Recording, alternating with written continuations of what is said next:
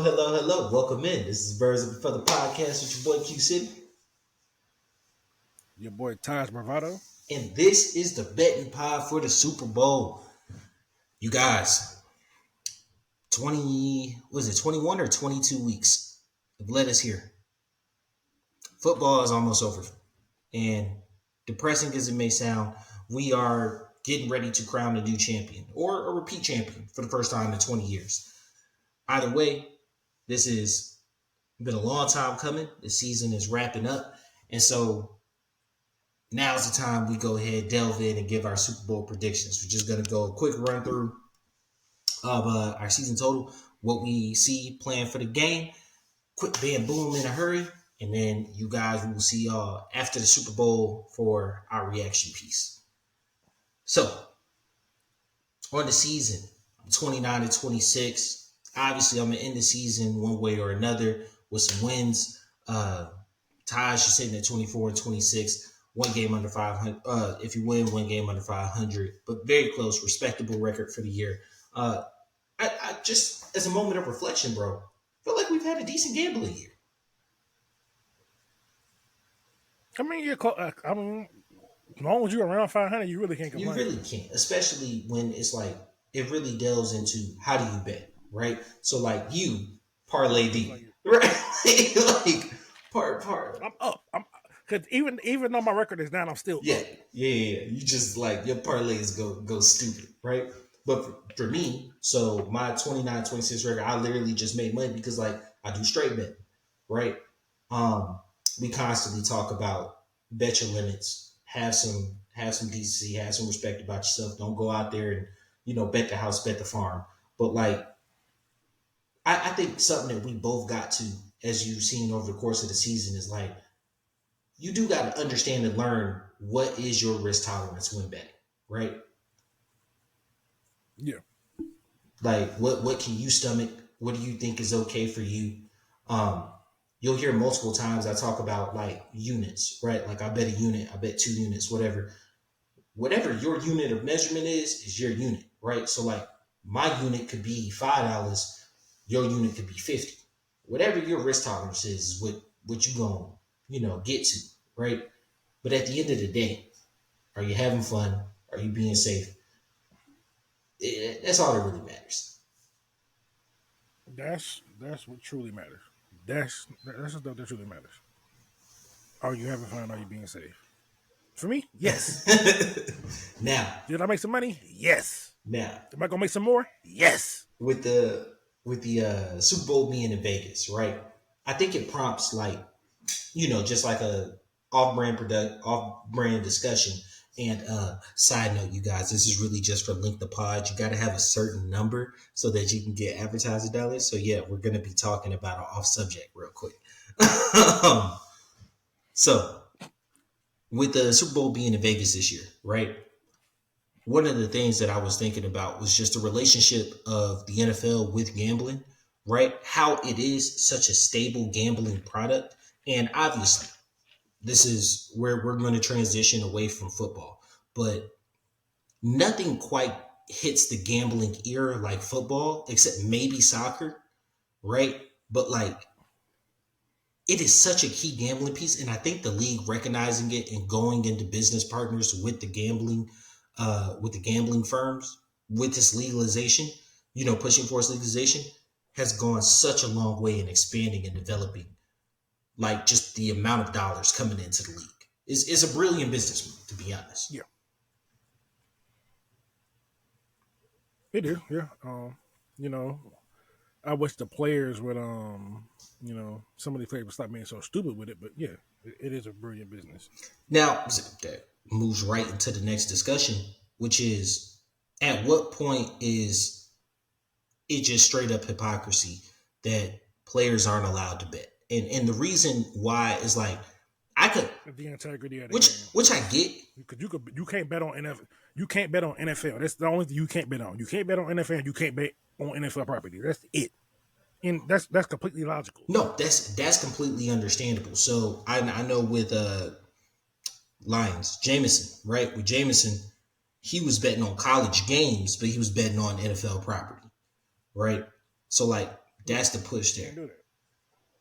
My thing is, you're getting guys getting turned in left and right, and I understand that it benefits the gambling corporations to, it's still fresh, it's still new. So, if too many players get caught up, they're just going to cut the whole thing off. So I understand from the gambling company side of things, where they're like, hey, we're going to turn these guys in every single time. You know what I'm saying? But from the player standpoint, there is such an ease of, I mean, we're in a generation where we live on our phone. You know what I'm saying? So like, I get what you're saying. Don't bet on NFL property, but it's like, damn, even if I open the app on NFL property at this point in time, I could be subject to discipline, whether or not I actually place a bet at that time. Gotta be disciplined. It doesn't always work that way. You get paid the bucks. Look, you get paid the big bucks. You got to make big boy decisions. I get it. I understand it. I think that players are going to continue. I don't think this is going away. And I honestly think there's going to be a reframing of what's NFL property. NFL might not budge on it, but I think there's going to be enough of these cases coming up that they're actually going to look into what are we going to do. It's, bro, the thing is, it's not like they asking you rocket science. They're saying, hey, if you're going to bet, just don't bet on NFL games, and don't do it like on the team plane. Don't do it in the locker room. Don't do it in another state. Just don't do it. If you went home, I don't give a fuck. You at your homeboy house, I don't give a fuck. You at your quarterback house, I don't give a fuck. Just don't make it on anything that's associated with us. And it's simple. Now, is it petty? Yeah, but hey, that's how they want to do it. Cool. And you don't think that players eventually are just going to see this as like nonsensical? Because if I'm not mistaken, the NBA has very, very similar rules. And a lot of their players have spoken out against it, just in relation to the amount of money that gambling is bringing their league. I mean, yeah, gambling brings money, yeah, sure. But I mean, is the TV dollars expand and all that shit, there's always going to be more money to be made. But I mean, I'm no. And Like, because the thing is, it's not like they can't, like, you can still bet, you just can't bet on the NFL. And just can't bet on NFL games. And you can't do it on NFL property. That's it. Those are your only two stipulations. NFL games, NFL property. Other than that, do what the fuck you want. So it ain't like they're saying you can't bet at all. You just can't bet on NFL games because when you create, because it's a lot because these players know each other. mm-hmm. Hey, bro, man, I put you on that parlay, man. Then you should go off. I got you, dog. These are personal relationships, and you could say that, oh no, they wouldn't do that, but for the integrity of the game, shit, hey, homeboy, I put you on the parlay, hey, bro. Hey, I'm cool with your quarterback. I'm gonna tell your quarterback get you 6 targets this game because I put you in there for that 5. So if I hit, I'm gonna throw you a little something on the side. You can fuck with the integrity like that. So they don't need to be betting on NFL games. College games, whatever. Just don't. There's no need to bet. There's no need to bet. Well, even if you're not directly in it, because these people have relationships throughout the league. No, I can honestly say, for the same reasons that you said no to the NFL, I could say the same thing about college. To be just completely honest, because like if you're a rookie, you most likely know way more people in college, especially with the advent of the transfer. You know what I'm saying? Going off the way it does, you most likely know far more people in college than you do in the NFL. I mean, that's true, but that's a whole different entity. Which is true. Hey, it is what it is. I mean, it is what it is. I understand it both ways, but like once you enter the entity, you're no longer part of the entity. You know people, you have connections there still because you just left it, but you're now part of this new separate thing. The money, the money is different. Because like Keishawn Boutte, he was betting on games he was which is wild behavior. He ain't coming back, boy. It's over for you, big dog. Yeah, and this man like made what, like 500 racks? Now, the one thing that I could say is like when they delved into it, they were like some of the games he was not a participant in, some of the games he wasn't, like a major factor in. And so you could say that like he was really just like betting on the side of his team or betting against his team. But obviously you have inside track and inside knowledge and information, and you are in that game. Even if you're a DMP, you're in that game. That one was stupid. You really don't have a recourse. Now, And the thing is, it seemed like he was doing it through the course of his college career. mm-hmm. So, And you don't get caught and you get emboldened by it. You know what I'm saying? Goes all the way back to Pete Rose. You know what I'm saying? Where it's like once you get away with it once, it's only gonna snowball. You know what I'm saying? Until you get to the point to where you start to, like you said, bet in the games you're in. You know, Pete's always been real big on that's not something he would do. Jordan, when he talked about gambling, he was like, I would never bet on NBA games or games I was in or decided outcomes or anything like that. But gambling is one of those things they do classify as an addiction, right? And it's like yeah, it can snowball on you pretty quick. very, very quick. So it's one of those things you probably just be a little easy. Now, one of the things you mentioned was TV dollars, right? And just like crystal ball moment here, as we transition, right, we're gonna get away from football, get into more of the other secular sports. Obviously, basketball is a big one, right? Basketball is kind of known as our other major American sport. We're actually gonna have a pretty good city talk topic on whether or not basketball is going the way of being considered a niche sport like golf. Come back for that one. Little teaser for you. But one of the things that I actually wanted to discuss was the reliance of the NBA on secondary advertisers like gambling and how much they're going to need to lean into that, because I honestly believe their next TV contract might be shit. Like it might be crap. Their audience has consistently declined since I want to say about 2016. Every single year is either remained stagnant or gone down. I don't know when they redo this TV deal if they're going to get the dollars that they think they're going to get.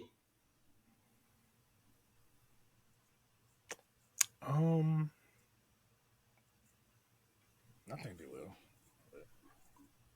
I mean, think about it, bro. Like, you like basketball, right? You're a basketball fan. When's the last time you sat down and watched a game from start to finish? Oh, I barely watch the basketball game, That's and because I scoreboard watch because I have my I have my little bets in, so I scoreboard watch. I don't really watch. and that's what I'm saying. They're dependent on the secondary market for interest. But but I think with basketball is mainly because like it's so many games, like No, so like it gets watered down. Cause when you got 82 games, yeah, you be like, well, shit. If I miss one, I ain't gonna. If I miss a few, it ain't gonna matter. The NFL is more of an event because you get that one game. Your team get one game a week, mm-hmm. and it's only 17. Well, with 23 total weeks. Well, preseason, so probably all in all about 30 to 32 weeks of football. So like you got 20 weeks completely off. And Well, not completely off, but yeah, where nothing's yeah. there's no stock. There's no stock inventory, right? And even then, you could bet on stuff like the Yeah. draft. You could bet on stuff like trades or anything, free agent signings. You can, if you're a true degenerate, you can really go down the rabbit hole there. But Yeah, but like the NBA, like it's a lot of games. So like, ain't no one about to sit here and watch 82 games. now, see, I previous life, you know what I'm saying, before, like, But most people ain't about to sit here and watch 82 games. yeah, I used to try to make sure I never missed a Hawks game, right? And like, I would say even now I watch at least, I would say, 7/8 of the season. I missed, off the top of my head, I missed our in Sacramento. I might watch 1 I missed our in Sacramento game.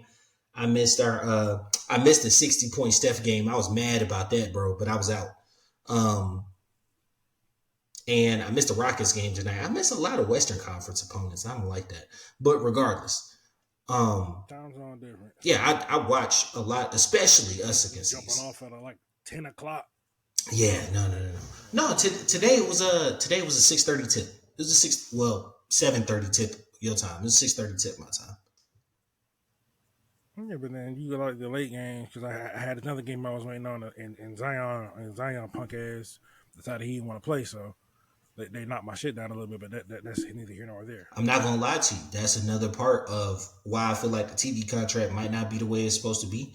Like this whole 65 game implementation, bro. They gotta like beg y'all to play, bro. And with the gambling component of it, you don't know if anybody's gonna be out on any given night. You know what I'm saying? Yeah, that's They're true. so loosey goosey with the injury report. Like unless somebody has a long standing injury, like Joel Yeah, Embiid. there's been plenty of times where I done set my shit maybe like 10 minutes before the tip off and only to go back up. All right, cool. Let me go check on my. This thing ain't playing. What the fuck? Mm-hmm. Why y'all let me play? Why y'all let me set this shit up then? You know, I was trying to hit for 50. Now I'm about to hit 30 because this nigga ain't want to play. And it's consistent. It's consistent. You know what I'm saying? I think that the NFL, they're good stewards, but they're also good partners. You know what I'm saying? With the betting companies, with the Yeah, and their no, business like model that's why. allows that to happen. Whereas the NBA's business model doesn't necessarily Now allow see, and to show you how seriously they take that, think back to the Falcons when we played the Bucks, and Bijan had this migraine and didn't play to the. He played, but he didn't really. He participated, but he that. didn't Yeah, play. And yeah, he ultimately ended up getting fined for that because there was no clarity. Because these people putting him on the parlay and like, all right, the nigga healthy. Why the fuck he ain't playing? Is he out there?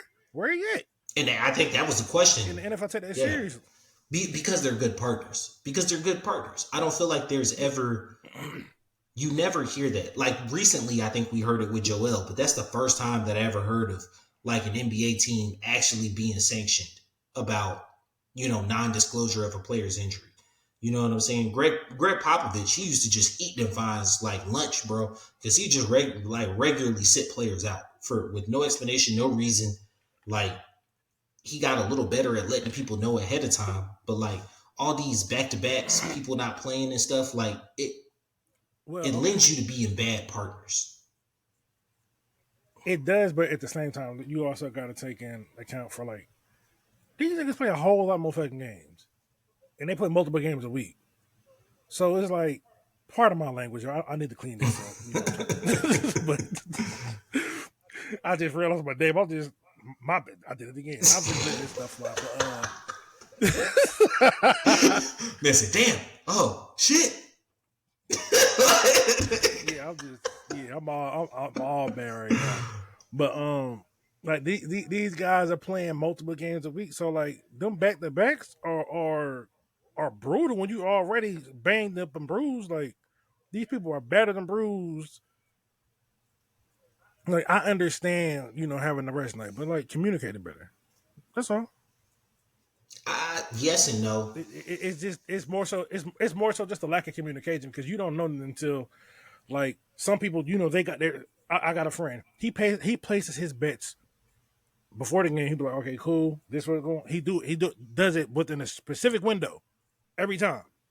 And there's been plenty of times where he done been messed over because no one communicated. Oh, this player ain't playing, or this player's gonna be on a minutes restriction, or just like if they're gonna be restricted, say that. If they ain't playing, say that. So here's the So I thing. can not put you on my stuff. Here's the thing. I think media outlets do a great job of giving like certain boundaries on like, hey, this player would be coming back with minute restriction. This player would be coming back or is dealing with this nagging injury, et cetera, right?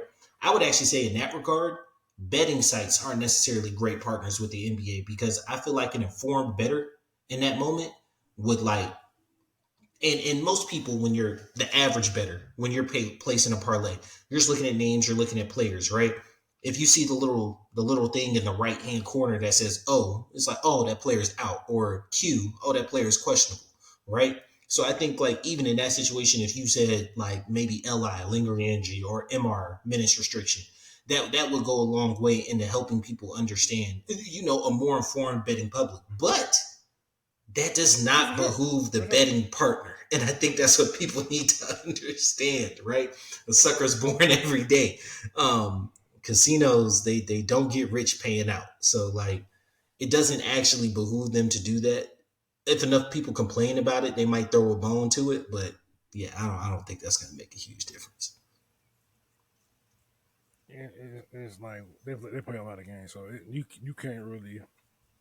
It's not really a fair comparison for the NFL because like all these other sports play so many more games. They do, and the NFL is an event.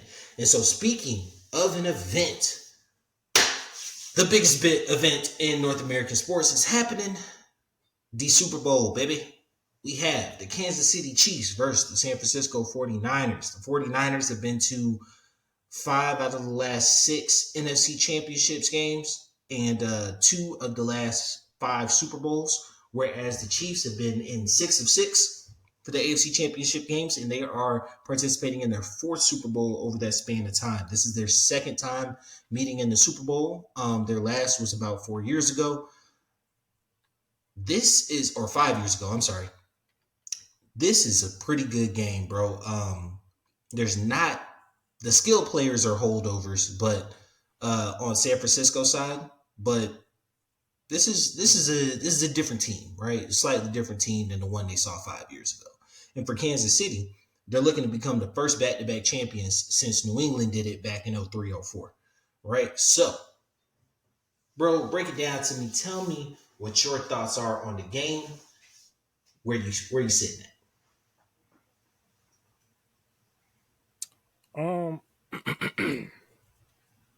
So when you look at these two teams, I would say the 49ers had a better roster. Just talked about them, but the Chiefs they have that guy. What he's done these past 6 seasons is undeniable. If you do deny it, you a hater.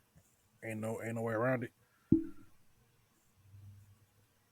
So this game could be a close game, but when you think about the Niners defense, like the first half of the season, they were looking like they were, the immovable object.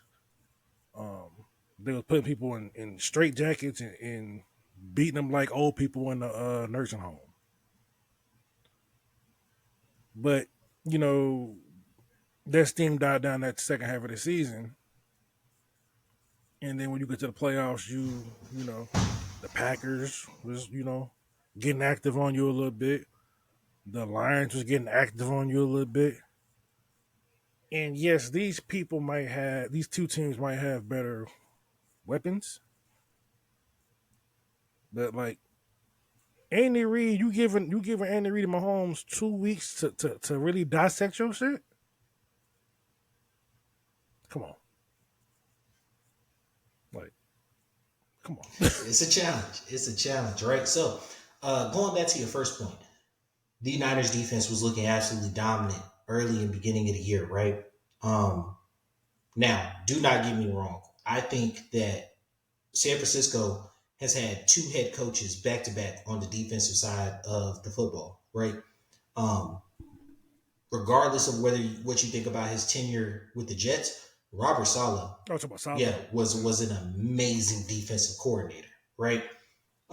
He had that Niners defense rolling, and then DeMeco, it speaks for itself, right? Everything that he's been able to do and continue to build upon. Now, they have another head coach as a defensive coordinator, but he was a fired head coach, Steve Wilks, right? I will say they lost the All-Pro safety Ufunka. You ain't gotta do him like that. You could have just said former head coach. You ain't gotta put it in. No. Because like if you say former head coach, people be like, oh, maybe he worked. Arthur Smith is a former head coach. He had 3 seasons. He got fired. No. I'm saying he got fired, but he had 3 seasons. You know what I'm saying? Like things didn't work out. Give him that same respect. He's a former head coach, man. Come on, you ain't about to do the black man like that. No. First off, it got nothing to do with black and white. It got black in all spaces to all faces. Let's get that straight. Former head coach. A terrible job. He did a terrible job, bro. Like no. Arizona was so bad. The GM did a terrible job. He had to do what the cards he was dealt. There's context to every situation. You cannot properly diagnose the situation without proper context. How many of y'all did he have? How many of y'all saw the Josh Rosen year? Because he acting like he didn't see that. He acted like he just didn't watch football for that whole year. It wasn't just Rosen. It wasn't just Rosen. So Rosen is his fault. Part of it, yes. How many years did he get? One. He didn't make the pick. He don't pick the players. He did. No, whoa. Run it back. Because I'm about to get you right now. DeMeco is a good coach, yes? Yeah. DeMeco is a good coach. Do we not assign part of CJ Stroud's success to his coaching? No. To his overall coaching of the team allows CJ Stroud to be as good as he was. Yes. When anyone talks about DeMeco Ryans, they talk about how good the Texans team is. The Texans team is as good as it is because CJ Stroud is as good as he is, which means his success as a coach is inexplicably tied to his quarterback, which means your failure as a coach is tied to your quarterback. They're tied together. Yes, that's tied together, but no. Yes, absolutely. Because the thing is, no, they got lucky because they got the right quarterback. Dude didn't have an option of picking a quarterback because the general manager handled all personnel. They just hired him just to run the personnel. So if I give you if I give you a bunch of shit and tell you turn on cover yard, are you gonna be able to do it? What were his defensive rankings this year? That year? I don't know what to do with them. And what was San Francisco's defense last year, and what was it this year? They were still top 10. They started out hot. It just shit cooled on. And see, it's still a top 10 defense. Let's keep it real. I hate when it's still a top 10 defense. I hate when you do this because do what? This right here because you stop me and you get me completely off track. The thing was, I was about to get Amanda out because I was about to be like, you saw the defense go downhill when Ufunga went out. All I said when Ufunga went out, the defense went downhill. All I said was give that man the respect to call him a former head coach, not a fire head coach. That's all I said. You saying fire head coach was petty. So Ufunga went out. The defense went downhill. You constantly do that. He ain't even deny it. He know what's petty. Ufunga went out and the defense went downhill, right? Obviously, you was an all-pro on the back end. As Falcons fans, we know how beneficial having a safety is, right? Having an all-pro, all-world safety on the back end is. So I do kind of understand the drop-off in terms of the defense there, right? But the D-line hasn't necessarily been there over the course of the year, even such that they had to bring somebody in.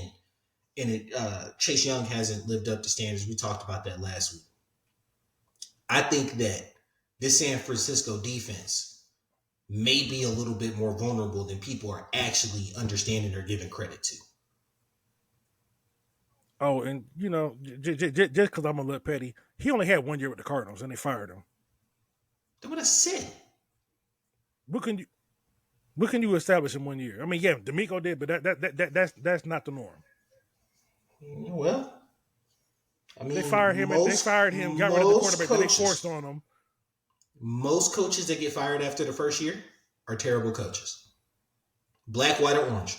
No. Most coaches that get fired after the first year are terrible coaches. No. Why he got fired has nothing to do with him being black. I'm just saying he got fired after 1 year and he got hired to a bad team because they picked top 10 the year they hired him, and then they picked number 1 the year after. They picked 11. They picked Rosen at 10. Oh, yeah, because 9 mistakes were made in front of him. All right, they picked 10, and then they picked 1. That's bad. Yeah, but the team was already a bad team. It ain't like they were the good team. They picked 10 because they were bad. And the dude didn't get to establish any of his own personnel. But back to your original. We have the 8th pick in the draft right now. If we picked first next year. Yeah, because we were. It's bad, yeah. But literally throughout the whole season, the only thing that we've talked about is if we had consistent quarterback play, we could be in the second round of the playoffs. We don't have a bad team. This situation, okay, hold on. This situation is not that situation.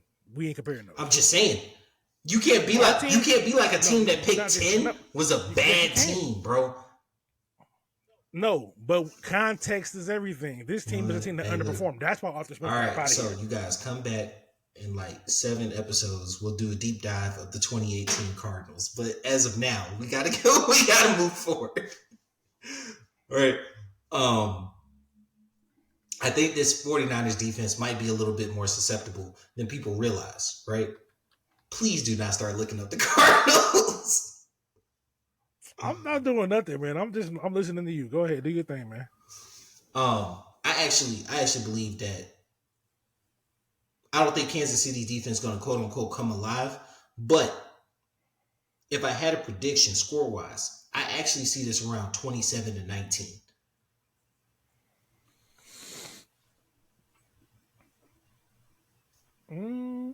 Could be. Right? So how I see it.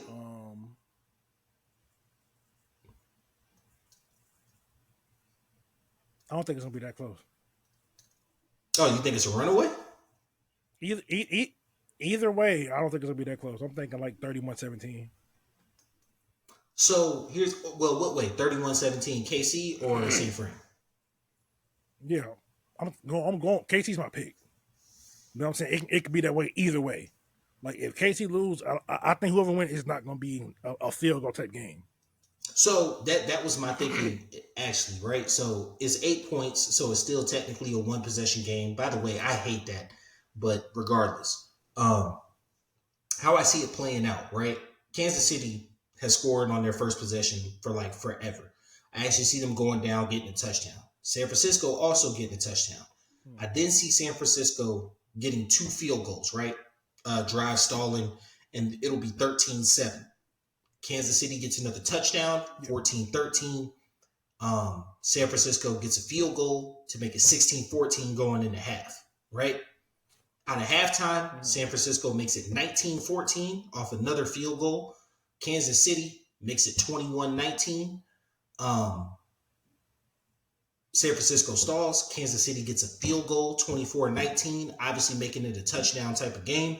San Francisco goes for a fourth down. They don't because they kind of don't have a choice in that position. And then Kansas City pushes it out, makes it 27-19. And that's what the game ends at.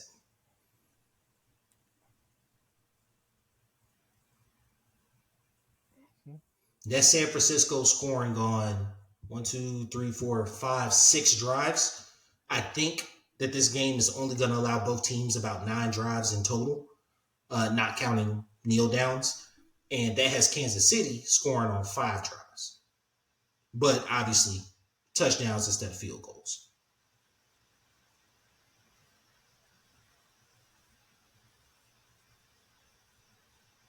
I don't think it's gonna be that time of back and forth. Like even though it's touchdowns for field goals, I still don't. I think because Kansas City defense is legit.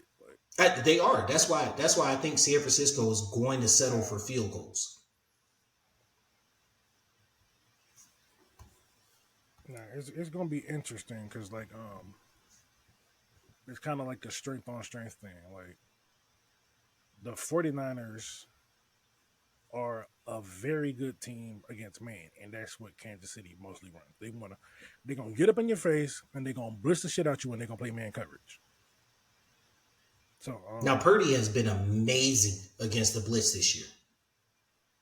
yeah, no, he is. Yeah, I think he's like the top rated quarterback against the blitz. I think Either one or two. at least numbers wise. I don't know about but yeah, they ain't seen this kind of coverage though. Like the Chiefs are sticky in coverage. So the two big parts of the 49ers, their best chances are obviously McCaffrey and then Kittle. I see Kittle and Justin Reeves seeing a lot of matchups this game.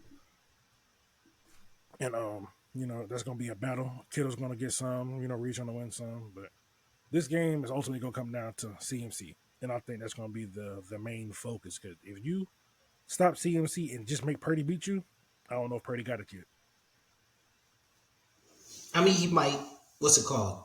Kansas City's run defense is ranked extremely high. Chris Jones is obviously a massive space eater, gap eater, run play destroyer. Like, Yeah, they run defense is closer to the middle of the pack. But overall, it allowed their defense is very highly ranked. Yeah, I mean, overall, the defense. But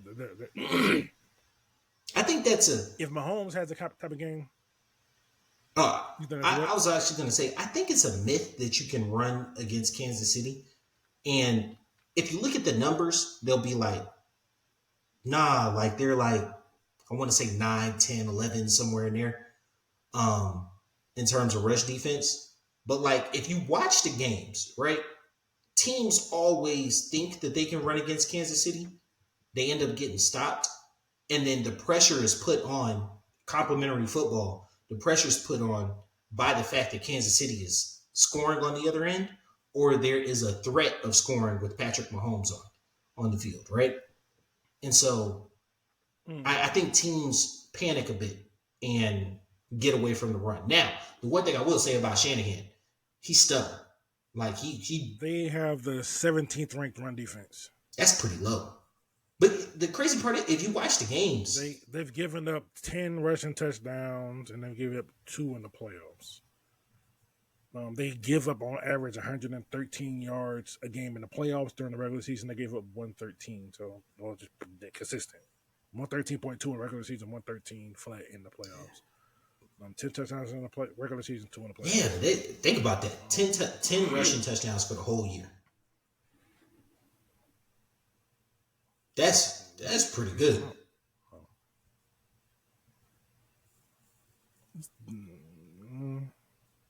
I mean, yeah, when you look at perspective, I guess. Yeah, over the course of 17 games, you gave up 10.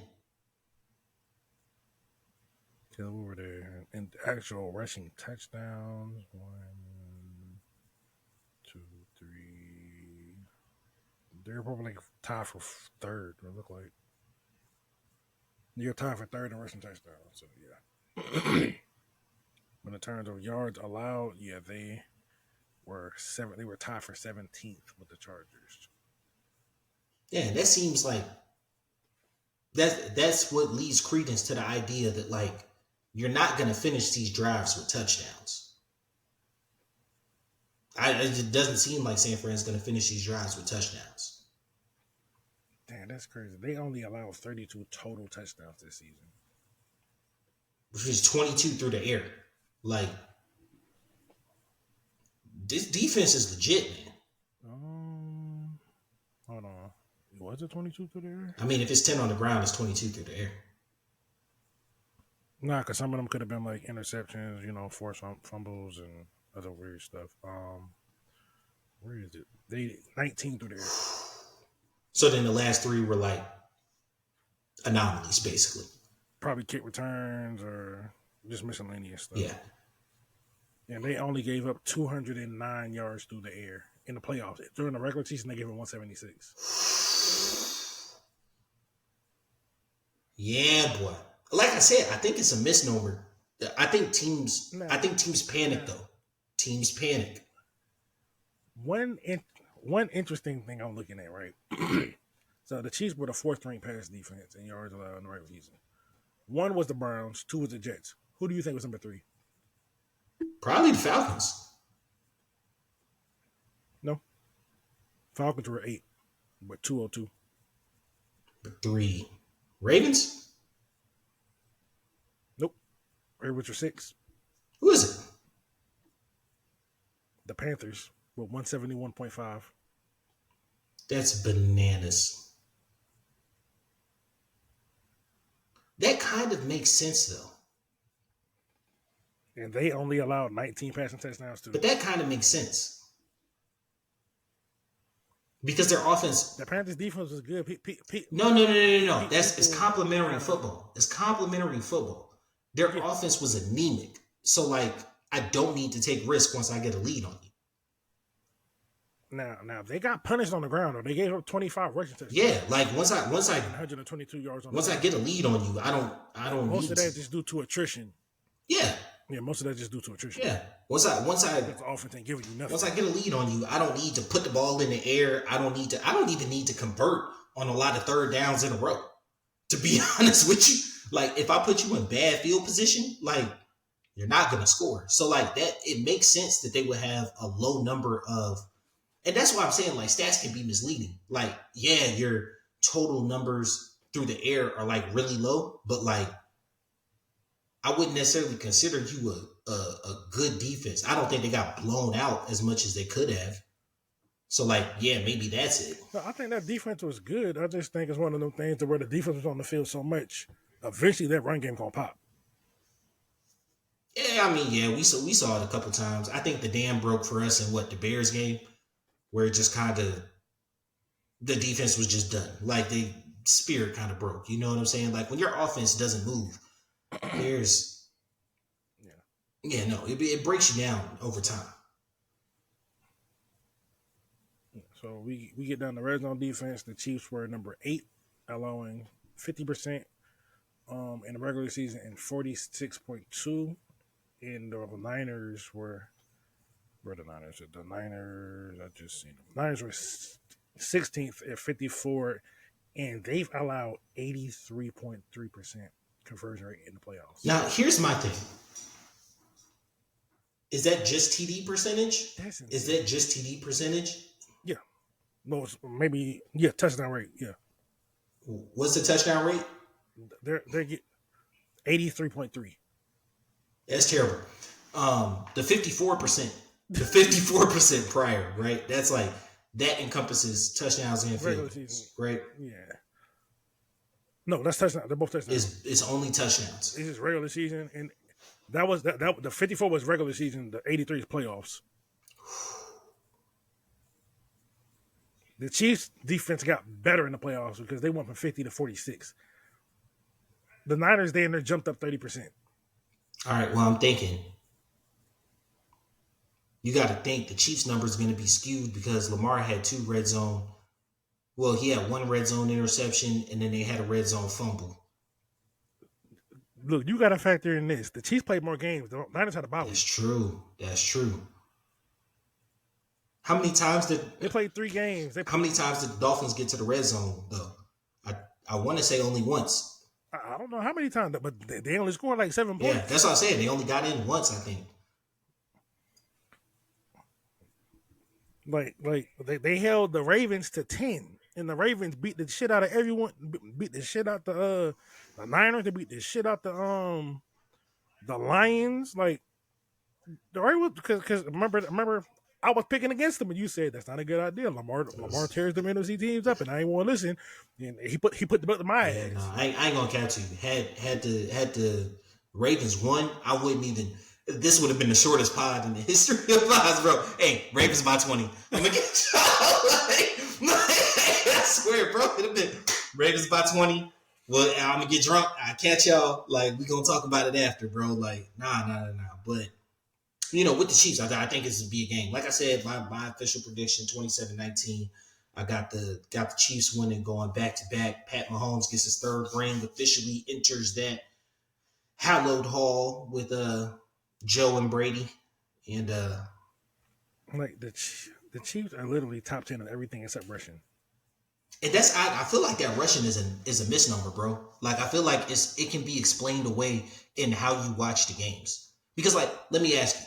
Because like that, let me ask you. 2 total. If we go back, the Dolphins had a top 5 rushing attack. Did they have a good rushing day versus the Chiefs?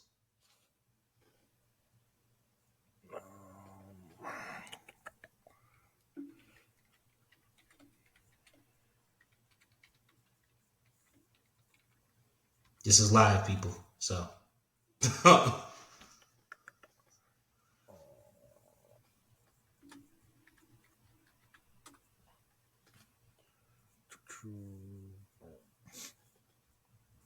Let's pull these stats up. Stats. The Dolphins had 76 rushing yards. On what? 25, 26 carries? Let me check that box score.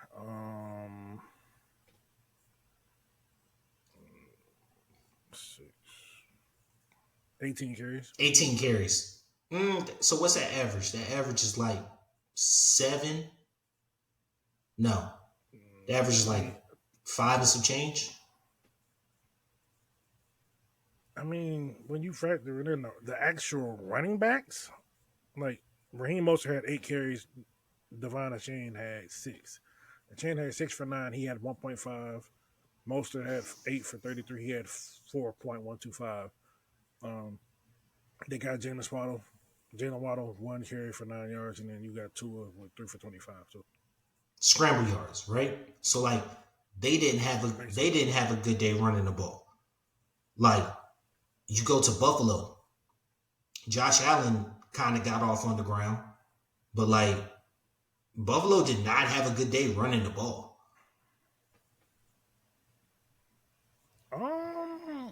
Actually, hold on.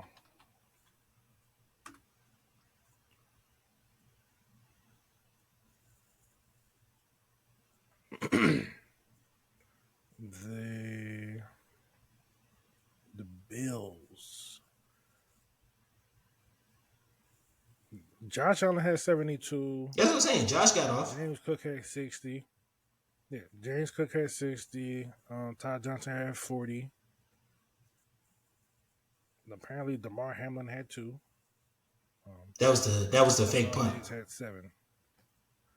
Oh, okay. So yeah, they had about 180 rushing. So like, and I feel like they were by far the they were. Hey, you're the best one to do it, but I think teams panic, bro. They panic and they get away from what's perceived to be their weakness, which is running the ball. And I think the specter of if we grind the clock out and we don't score, and I think all this is really born from last year's Super Bowl.